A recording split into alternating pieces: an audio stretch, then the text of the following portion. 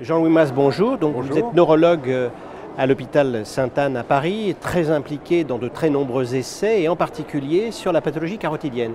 Alors quoi de neuf en 2017 sur les carotides symptomatiques? Alors, le débat sur les carotides symptomatiques porte essentiellement sur le bénéfice respectif de la chirurgie et du stenting carotide. L'indication d'une intervention, d'une revascularisation est certaine chez les patients qui ont plus de 70% de degré de sténose. Alors, il y a eu plusieurs études qui ont montré que le stenting comportait un risque plus élevé périopératoire, d'AVC, périopératoire que la chirurgie, mais que passé cette période, les deux faisaient aussi bien.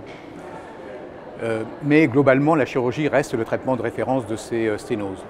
Ce qu'il y a de neuf, c'est que il y a le groupe des personnes qui ont fait des essais thérapeutiques sur les sténoses carotides, comparant la chirurgie ou le stenting, se sont mis ensemble pour faire ce qu'on appelle des méta-analyses sur données individuelles et pour essayer d'individualiser les patients qui bénéficieraient de l'une ou l'autre technique. Et un point qui est important et qui va maintenant impacter les recommandations, c'est que chez les patients de plus de 70 ans, la chirurgie reste vraiment le traitement de référence. Mais qu'avant 70 ans, eh bien, les deux techniques sont à peu près équivalentes et on peut choisir l'une ou l'autre en fonction d'un certain nombre de critères comme l'anatomie vasculaire, comme des antécédents coronaires par exemple. Mais disons, elle est envisageable chez les patients de moins de 70 ans, alors qu'au-delà de 70 ans, c'est vraiment la chirurgie qui aujourd'hui, avec les techniques qui ont été testées dans les essais thérapeutiques, reste la technique de référence. Alors nos bilans sont le plus exhaustifs possible, les carotides asymptomatiques.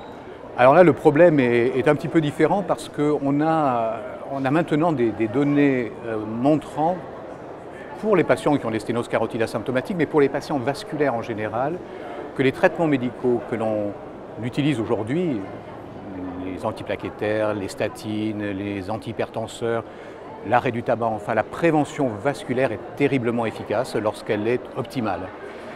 Et en définitive, lorsque l'on essaie de voir quel est le bénéfice additionnel d'une revascularisation carotide, que ce soit par chirurgie ou stenting, eh bien on se pose réellement la question de son utilité.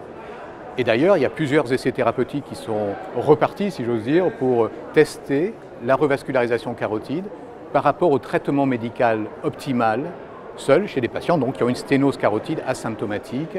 Il y a un essai en France que je vais conduire et qui va démarrer à la fin de l'année qui s'appelle l'étude Actrice. Il y en a plusieurs autres dans le monde.